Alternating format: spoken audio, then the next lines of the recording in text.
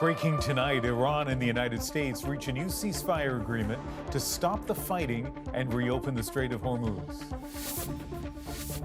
What we know about the details of the plan and the uncertainty still surrounding it.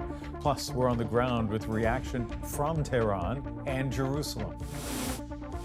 An Ontario community grappling with tragedy and searching for answers. I'm just heartbroken for them. I can't imagine what they're going through. The devastating crash that took the lives of 5 young children. Plus, calls for truth and accountability after allegations of targeted racist acts by Montreal police officers.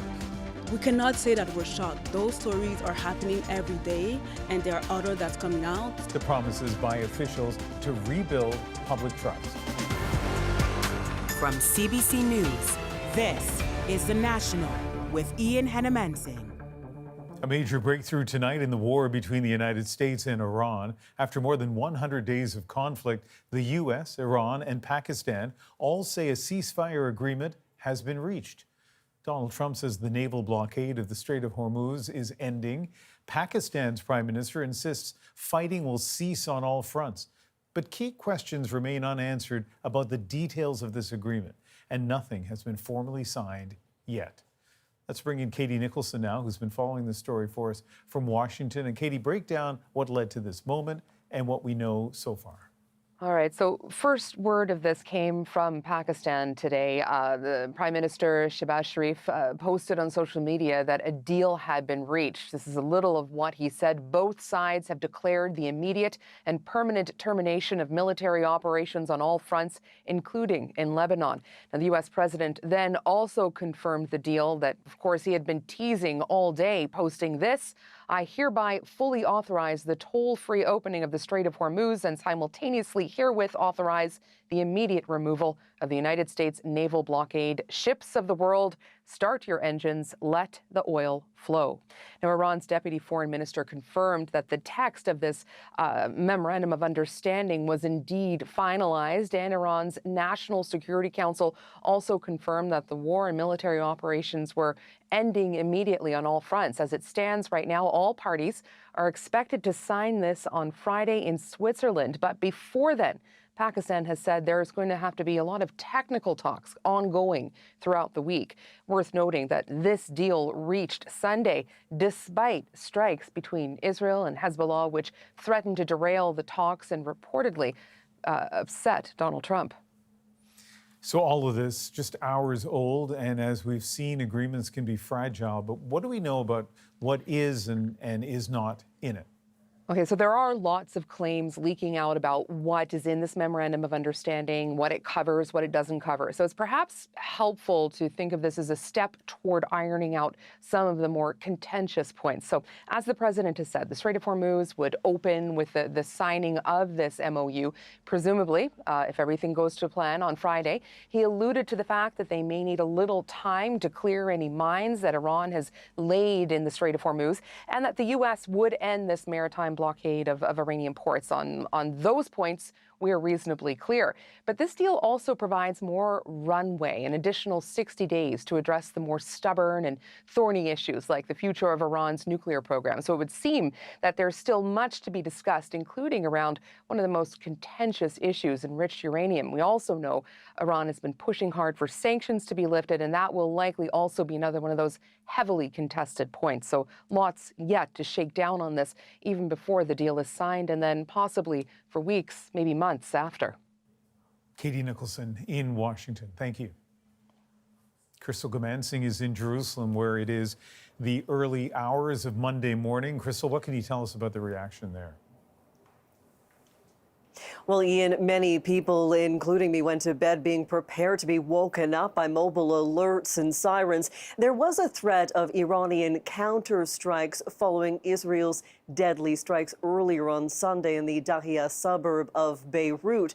Now, it is very early here, but when this news starts to filter down, it would be very surprising if Israelis are overly pleased with this agreement, considering the Pakistani Prime Minister has posted on X that this agreement agreement includes Israel halting all military operations in Lebanon. Now, the Israeli Prime Minister Benjamin Netanyahu has previously been very clear Israel has the right to defend itself and will continue operations in Lebanon. So it's unclear how this will change or how people will react to the change. Remember, it's not just Israel conducting airstrikes on Lebanon, but there are ground troops in Lebanon as well. Now, Trump lashed out at Israel after the strikes early Sunday on Lebanon that you mentioned. What should we read into that? Yeah, there really does seem to be a widening wedge between the U.S. and Israel. U.S. President Donald Trump taking to social media earlier on Sunday, telling Israel and Hezbollah to stand down, telling them not to blow this deal. Trump wanting to get this deal and end the war now doesn't allow Israel to go to the population and tell people that they have accomplished their war goals. They wanted to get rid of the ballistic missile stockpiles manufacturing. They wanted to ensure that either the highly enriched uranium was seized or that Iran couldn't access it. And ultimately, they wanted to make sure that Iran wasn't able to produce a nuclear weapon. At this point in time, they cannot say all of those goals have been accomplished. So when this news starts to trickle down to Israelis, it is unlikely that they will be happy because it could be seen as Israel capitulating to the United States and Washington dictating domestic policy, Ian. Crystal Gamansing in Jerusalem. Thank you. Let's turn now to Margaret Evans. She's in Tehran tonight, and she's been speaking with people there all week about what they have endured. We want to note that Iran imposes restrictions on international journalists, but doesn't review our material before broadcast. With that in mind, Margaret, what have you been hearing? Ian, state television announced the deal in the wee hours here, and it is a controversial one here. The Beheshti Zahra Cemetery, south of Tehran. This, a section reserved mainly for security forces killed in the U.S.-Israeli war against Iran. Fridays are a common day for mourning the dead, and Jamshid Maroufi prays at the grave of his son, Mohammed Amin, a member of the feared Basij militia, killed in an airstrike 2 months ago. A bitter pill with talk now of a peace agreement. If there is to be peace between us and the U.S., he says, America needs to respect the Iranian people and acknowledge its mistakes. But he also wants revenge for his son's death.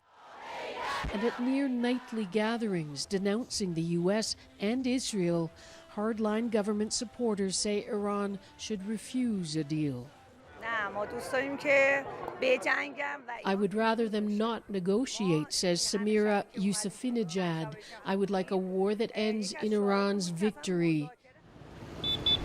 Over the weekend, Iranians witnessed a dizzying back and forth between Washington and Tehran over the timing of a deal, and fissures have deepened between Iran's political factions. Lawmaker Ibrahim Rezaiyi believes Washington plans to attack Iran again, and that the negotiations are just another deception by the United States and Donald Trump, he says. But outside the political sphere, many Iranians are hoping for a deal to ease their country's economic pain and isolation. Ibrahim Barousi runs the shop his father founded in one of the Grand Bazaar's carpet halls. He's watched the slow decline of the once mighty Persian carpet industry, hit by U.S. sanctions, government currency rules, and now war.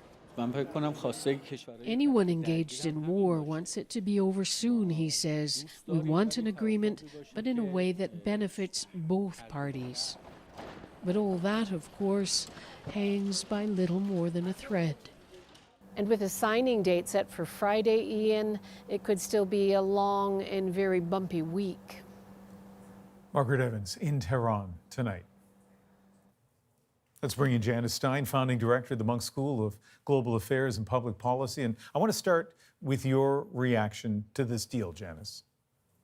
I'm pleased, Ian, because there are no military solutions to any of these problems. And as the sooner the fighting stops, the better the long-term chances of dealing with some of these very tough issues. So a lot of moving parts here, but Janice, is there any way of assessing the chances of success? We're going to see, Ian, very quickly over the next few days. The biggest issue right now is Lebanon in or out of this ceasefire. Iran says yes, the United States says no. If Iran insists yes, it is going to have to restrain Hezbollah from firing rockets over the border, because as soon as Hezbollah does that, Israel will retaliate, and this will be a very short-lived ceasefire. So paradoxically, the ball is in Iran's court. So let's put that issue aside for a moment. Obviously important, first thing on your list. Beyond that, what are you looking for over the next few days? Two big issues. Ian, one is the management and governance of the Strait. Once it's opened, that is an Iranian issue. There is deep disagreement. The second is the nuclear issue. I'm more optimistic about that, since so much work has already been done in the negotiations that preceded the attack. So I think there's some grounds for cautious optimism there. Well, people will be happy to hear that. Janice Stein, founding director of the Munk School of Global Affairs and Public Policy in Toronto. Thank you. Thank you. The Iran deal is not the only thing Trump is celebrating tonight. The president is hosting an Ultimate Fighting Championship program on the White House lawn, billed as a historic event to celebrate the upcoming 250th anniversary of America's independence. It also happens to fall on Trump's 80th birthday. Katie Simpson is in the fan zone near the White House tonight. And Katie, what's the mood there? Well, Ian, the major breaking news about the peace deal with Iran may be overshadowing what's happening here. But for UFC fans, some who traveled from across the country to be at this, they say it just adds to the significance of this once-in-a-lifetime spectacle. An event unlike any other. The excitement building in the crowd for Fight Night at the White House. We're all fighters, at heart. We're all champs, So, I mean, we won back then. We're winning now. Heavy security is noticeable at every turn as tens of thousands of people settle in for the party. 7 matchups under the bright lights of the Claw on the White House South Lawn. A made-for-TV event to mark America's 250th anniversary and the president's 80th birthday. It's a light on strengths, peace through strengths. Indeed, it is a projection of strength by Donald Trump at a most challenging time. His approval ratings have slumped, and there are persistent questions about his age and health. A display of raw, macho man athleticism is meant to counter any concerns, while the surprise announcement of a peace deal with Iran adding to the spectacle of it all. Freedom 250 is today, and Trump's birthday is today, too. So it's a little ironic, but I think it's really that much more special. Trump has long supported the UFC, and in return, the league's leaders supported his re-election bid, as did many in this crowd. Overall, I think he's doing a great job. I like him. He's done fine. He's not too bad of a person, in my opinion. And to anyone who thinks this is not appropriate or controversial, some here say, chill out. Grow up. It's not about their preference. It's more their dislike of the president who's, hosting the event. And to me, it's just overly politicized. Now, Ian, we've been here since the fan zone opened early this afternoon, and so far there have been no major security incidents. It's been busy, but very orderly. And Katie, after some questions about this, in the end, the weather was good. Yeah, President Trump's critics trolled him online because there had been concerns a major storm could just upend things. There was a slight weather delay, but for the most part, everything has gone off as planned. Katie Simpson in Washington, thank you. In Montreal tonight, police are investigating 16 of their own officers accused of carrying out coordinated racist and hateful attacks. The allegations are resurfacing long-standing concerns about policing in the borough of Montreal North. Alexander Silberman has reaction from that community. In Montreal North, shock, anger, and pain. This trust is precious. The borough's mayor acknowledging once again confidence in police is strained in a community with a historically tense relationship with law enforcement. Today, we witness how far we still have to go. 16 officers from a station in Montreal North are now under investigation for allegedly coordinating racist acts against Arab and Black residents. According to a Radio-Canada source, they allegedly cut off and collected pieces of people's dreadlocks during police stops. They're also accused of issuing tickets to citizens solely on the basis of their race. I didn't think it was possible in 2026. This is how deeply hurt I am. Montreal police say an internal investigation was launched 2 months ago after colleagues at the station reported the behavior. 2 officers have been suspended and the others have been relocated or reassigned. 2 cases are being examined for possible criminal charges. And we're talking about something that is systemic, that is institutional, that has been going on, that goes way beyond one specific act that you catch on camera. Community leaders say the allegations bring renewed attention to a pervasive problem in Montreal North, where the majority of the population is racialized. We cannot say that we're shocked. Those stories are happening every day, and there are others that's coming out. Citizens have long raised concerns over racial profiling by police. It's really discouraging, says this longtime resident. It would be better to have officers who actually have links with the community. Police are urging any victims and witnesses to come forward and help the investigation, and promising citizens will learn the truth about the allegations. Alexander Silberman, CBC News, Montreal. Shock and grief in a rural Ontario community tonight as new details emerge about a vehicle crash that killed 5 children, all of them from the same family. Jennifer Yoon went to the township where it happened and heard from those still grappling with the loss. 5 stuffed toys for the 5 children who died here in a deadly crash at this country road intersection Friday night. An Ontario community left with an unthinkable question. How do you grieve the death of so many children all at once? The huge bang, what just happened there. Katerina Bose was feeding her chickens when she heard the crash. She ran over to help. What she saw, she says, was horrifying. Lift the van up and the bodies start sliding out of the window. One body was a 12-year-old boy. Police confirming a devastating death toll a day later, all from one family from the nearby community of Elmira, Ontario. 5 children lost their lives. I can confirm that the victims are all related. 4 girls and 1 boy, ranging in age from 4 to 12 years old. The rest of the family in the van, 4 adults and a baby, were rushed to hospital in serious condition, as was the driver of the other vehicle, an SUV. The loss devastating the small community. As our congregation gathered today, there was a deep sense of shock and despair, and deep, deep grief. As a mom of 6, I'm just heartbroken for them. I can't imagine what they're going through. There's still a sense of shock and concern and worry for the well-being of the family and their friends. Also concerned for first responders, says the fire chief who was on the scene. Our crews are volunteer firefighters, and they drop everything to go to an emergency scene like this, and then when they come home, they go back home to their families. So many responders have kids similar age. The intersection is clear on all sides, and it would have been bright like this at the time of the accident.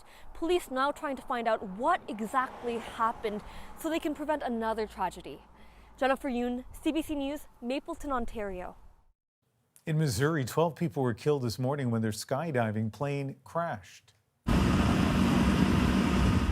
All 11 passengers and the pilot died when the plane went down moments after taking off and then erupted into flames.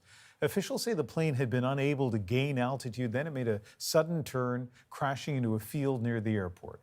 Not clear yet what caused the crash.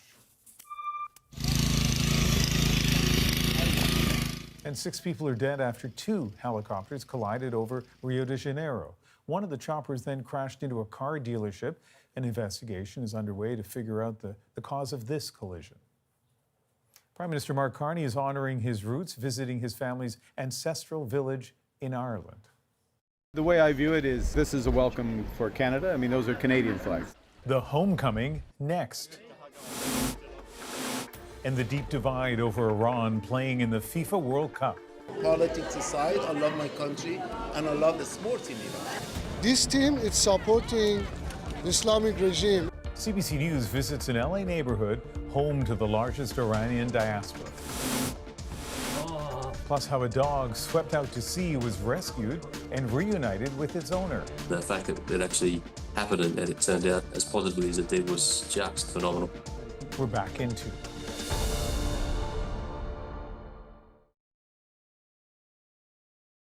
Golden Knights tonight, 3-0 to take the series in 6 games. This is the second time the Hurricanes have won the Cup since moving to North Carolina in 1997. Thunder Bay, Ontario native and team captain Jordan Staal was awarded the Conn Smythe Trophy as playoff MVP. On his way to the G7, Mark Carney spent 2 days in Ireland talking trade in Dublin and then heading to County Mayo to acknowledge some family ties. David Cochran shows us how some Carney cousins greeted one of their own. It's not every Sunday the Canadian Prime Minister shows up for Mass in Ahagaur. But Mark Carney has local roots, and this village claims him as their own. The capital of Mayo. 3 of Carney's grandparents were born near here, and a century ago, 2 of them emigrated to Canada, a journey that led to this. J.P. Scott's family has run this store for about 150 years. Top with maple syrup. He's selling a Maple Mark Sundae to mark the visit.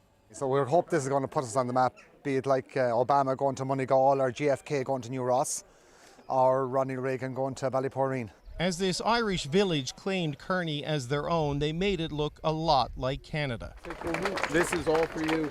Right down to the tiniest detail. The way I view it is this is a welcome for Canada. I mean, those are Canadian flags. Carney joked this trip revealed he had more cousins than he thought. Actually, she's my sister-in-law as well, so we're married to 2 brothers. As it turns out, many of these Carney cousins didn't even know of that relation until Mark Carney rose to prominence and they saw him on TV. And I rang my mother and I said, there's a guy on the telly and he looks awfully like Grandad Carney. And Mum, being the relaxed lady that she is, she's just over there. She said, oh yeah, that's your second cousin. This more personal day was also Mark Carney's last day in Ireland. From here, it's back to France and the G7. Canada is seeking a one-on-one meeting between President Trump and the Prime Minister at that summit. But right now, there's no word if that will happen. David Cochran, CBC News, Westport, Ireland. As we follow that breaking news tonight on a deal reached between the U.S. and Iran to end the war, we're also looking at the deep divisions over Iran's participation in the World Cup. This team is supporting the Islamic regime. We try to put the politics away and support our team. CBC News is in Los Angeles, hearing from the largest Iranian diaspora. Plus, how evolving drone technology is changing attack strategies in the Russia-Ukraine war. We have a game changer. Manpower means nothing. The National breaks down the stories shaping our world. Next.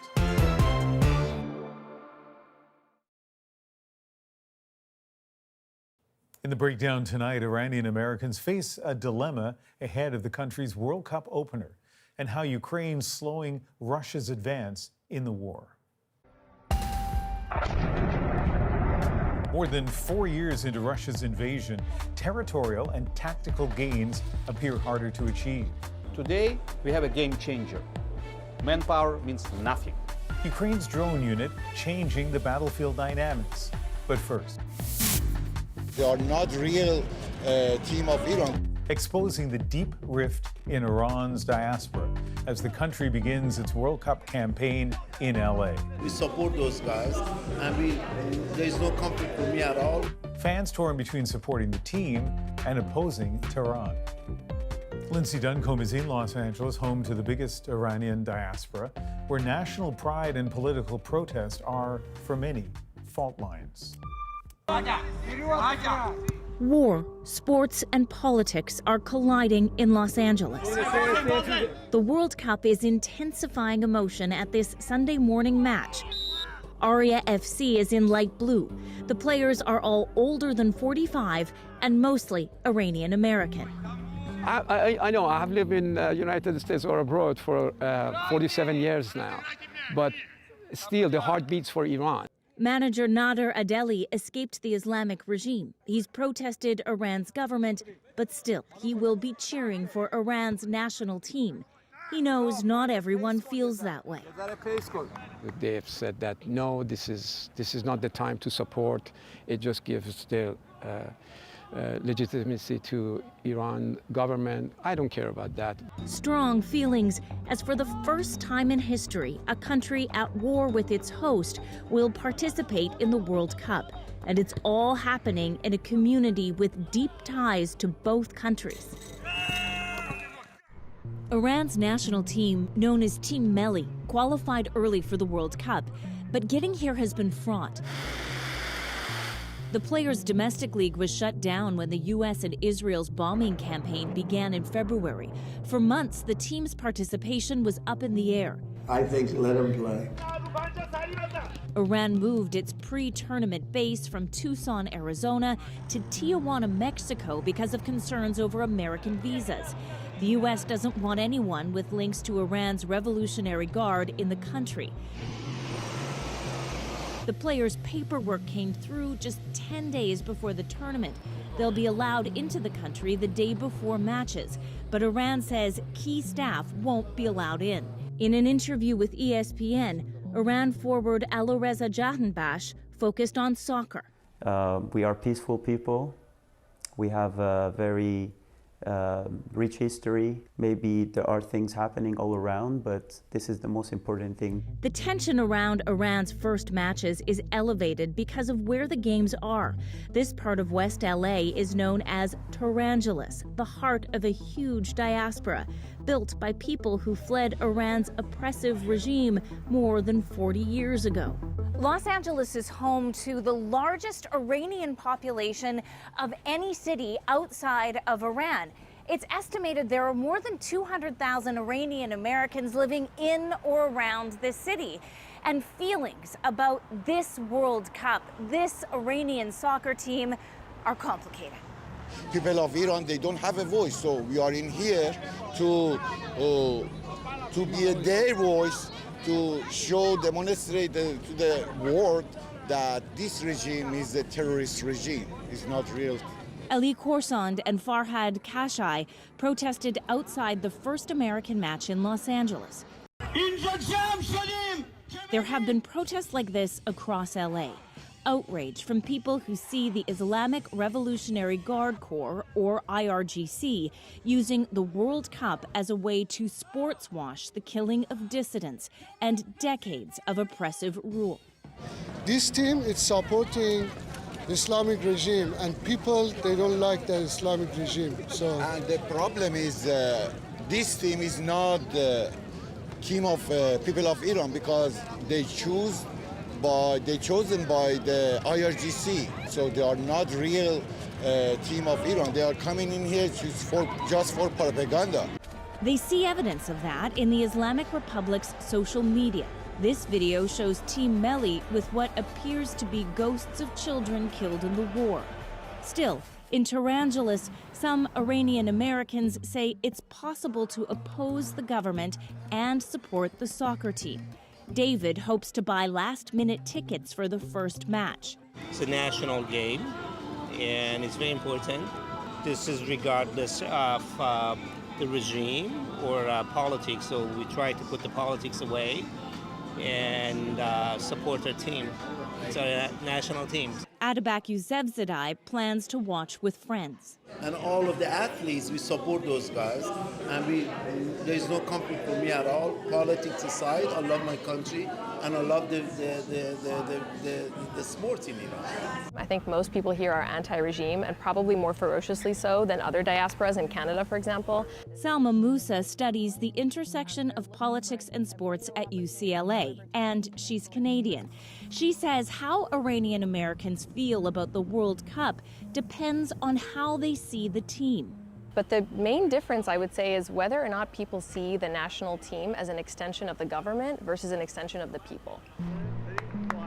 She says when the team takes to the pitch, Iranian Americans will be looking for subtle signs of dissent. At the 2022 World Cup in Qatar, the Iranian men did not sing the national anthem, seen as a silent protest against their government.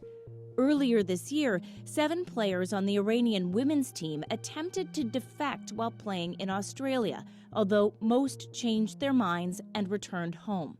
It's really hard to know what people actually believe because you're going to get punished if you don't toe the party line. And so it's really hard to look at the actions of any individual player and know what's in their heart of hearts. Musa says protests could interrupt the matches. FIFA bans political flags. That includes this one, waved by the protesters we met. The sun and lion symbol is flown by Iranians who want to see the monarchy restored in Iran. The Iranian team says if it's seen inside the stadium, they'll stop playing. There's a really concentrated focal point for these protests. I would expect that it's going to be pretty big, given that we're now seeing this on the international stage and they have a chance now of their voices potentially being amplified. Nader Adeli hopes focus stays on soccer. I hope Iran wins, Iran is successful, because this way the world will see the other side of Iran also. He says many of these men play every Sunday to lose themselves in the game. Soccer helps them forget their problems for a while. And right now, the world has a lot of problems to forget. There you go! All right, Lamik! And Iran's World Cup squad arrived at their team hotel in Los Angeles today after traveling from their training base in Mexico ahead of Monday's encounter against New Zealand.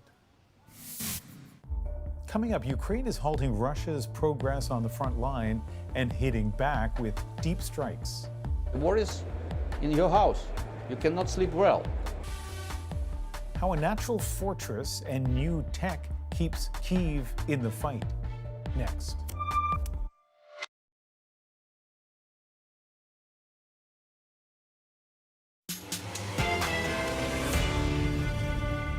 Certainly the front line has stalled. Ukrainian drones are making the battlefield more dangerous for Russian fighters. But despite slowing Russia's advance, Moscow's firepower remains lethal. If the war goes on for another 5 years, which it could, what's the population of Ukraine going to look like? Terrence McKenna shows how Kyiv's drones and deep strikes inside Russia are reshaping this conflict after more than 4 years of fighting.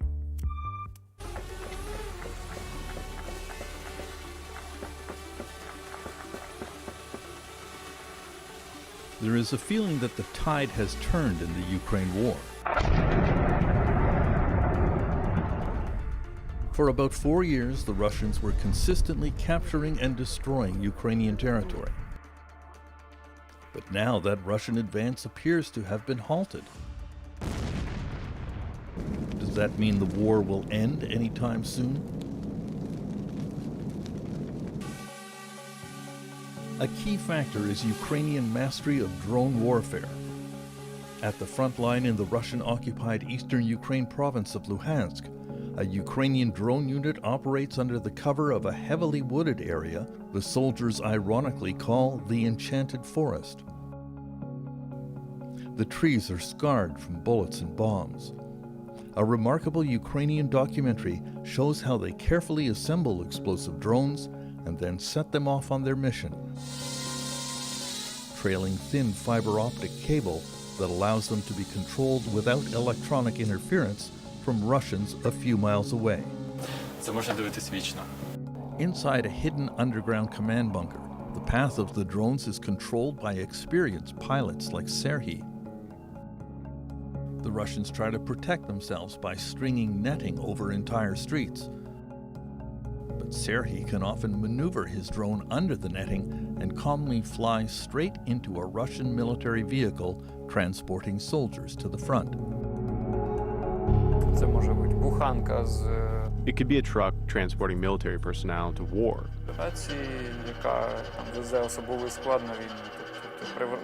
When you hit it, you can kill 1 or 2, but 4 or 5 more will realize what war is all about.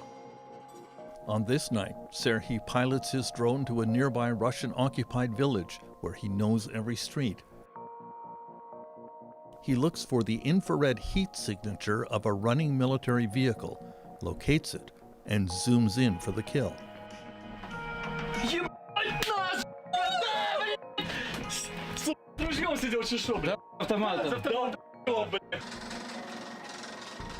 The Ukrainian drones are assembled by the hundreds in small factories far from the front line to escape detection and destruction by Russian forces.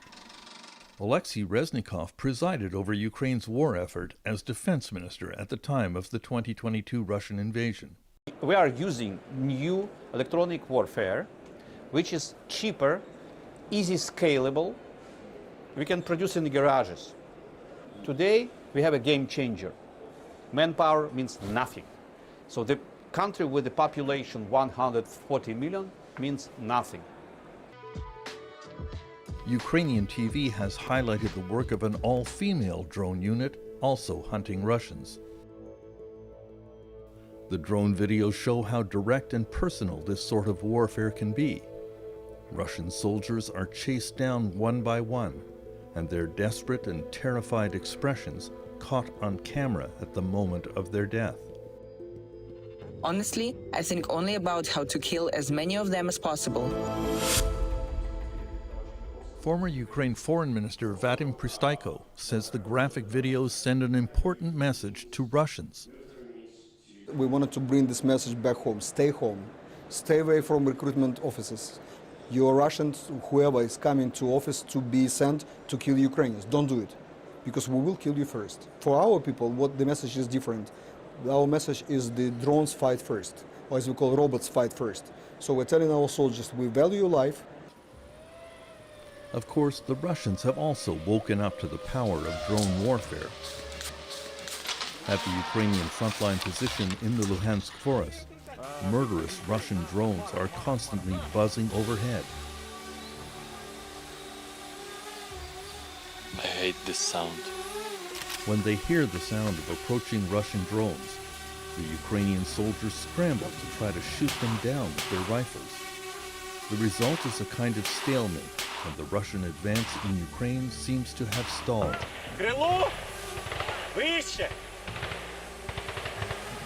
Pulitzer Prize-winning writer Anne Applebaum is the author of Autocracy, Inc. Certainly the front line has stalled. The way the front line looks now is there's a kind of 20-mile zone on either side, which is completely frozen. So it's completely transparent. Drones can see everything.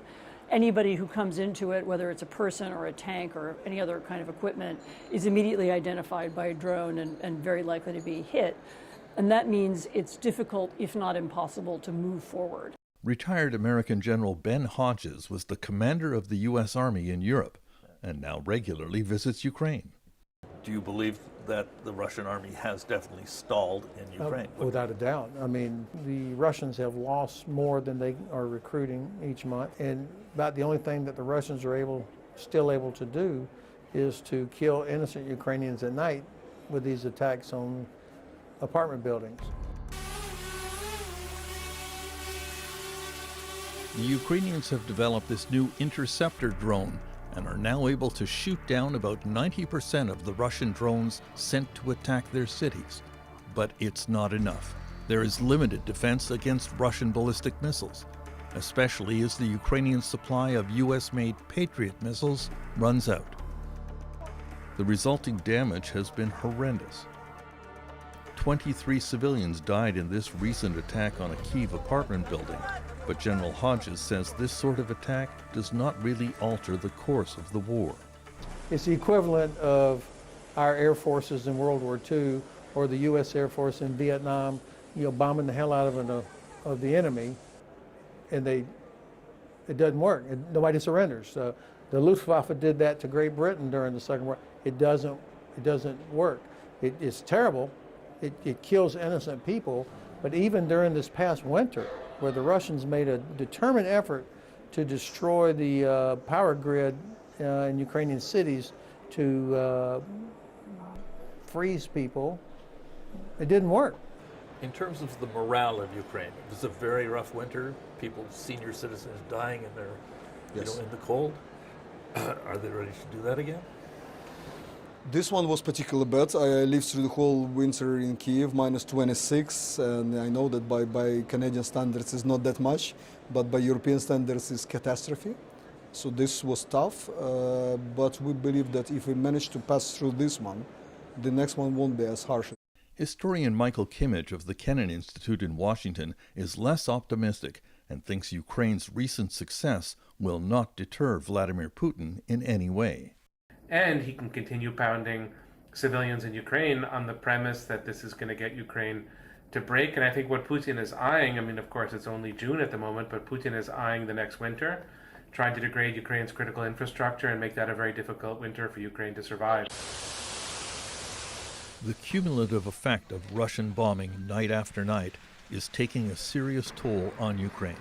Biggest concern is the length of the war and the effect that it's having on the demography of Ukraine, on the economy of Ukraine, and the future prospects of the country. We have millions of internally displaced people within Ukraine. You have millions of Ukrainian refugees caused by the 2022 invasion living outside of Ukraine. So if the war goes on for another 5 years, which it could, what's the population of Ukraine going to look like? As the war drags on, another new Ukrainian method of fighting back is the attack on targets deep in Russian territory, especially against the Russian oil industry. This assault on the oil refinery in the city of Tuapse is over 450 kilometers from Ukraine. We show them that the war come to their territory. Their people will understand, wow. Again, special military operation, hoorah, marching. No, the war is in your house. You cannot sleep well, like Ukrainians. A case in point came as Vladimir Putin was hosting a large economic forum in his hometown of St. Petersburg at the beginning of June. The event was overshadowed by a massive Ukrainian drone attack on the city, hitting oil wells and even a military ship in dry dock.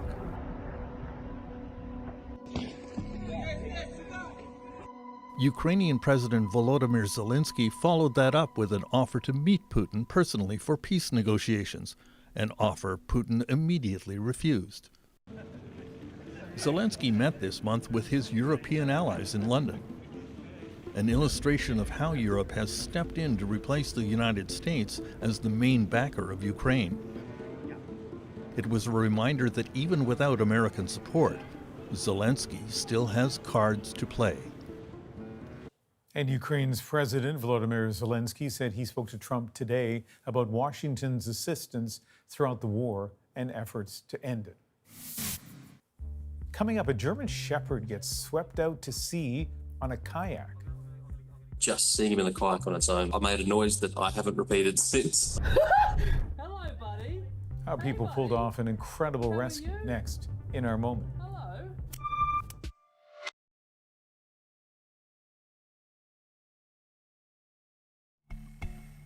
This is Bruce, a German shepherd which had an extraordinary day. He was adrift at sea in a kayak for more than 2 hours off the coast of the Farne Islands in England.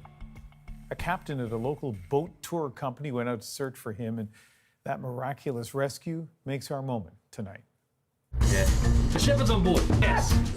Responded to a call from the Coast Guard about a dog being washed offshore in an inflatable kayak, and went out and actually found the dog. It was just an absolute roller coaster. Again, we were just really pessimistic about being able to even find the kayak, let alone the dog. It took a while, just seeing him in the kayak on its own. I made a noise that I haven't repeated since. Hello, buddy. Hey, buddy. It was just elation. He was pretty exhausted. We approached him. He poked his head up. There was very little finesse involved. Just grabbed a hold of his legs and lifted him on board. You did very well staying calm, though. We just wrapped him in every towel we could find, and my crewman Aaron just stayed down there, basically cuddling Bruce for the next half an hour. You're the goodest of boys.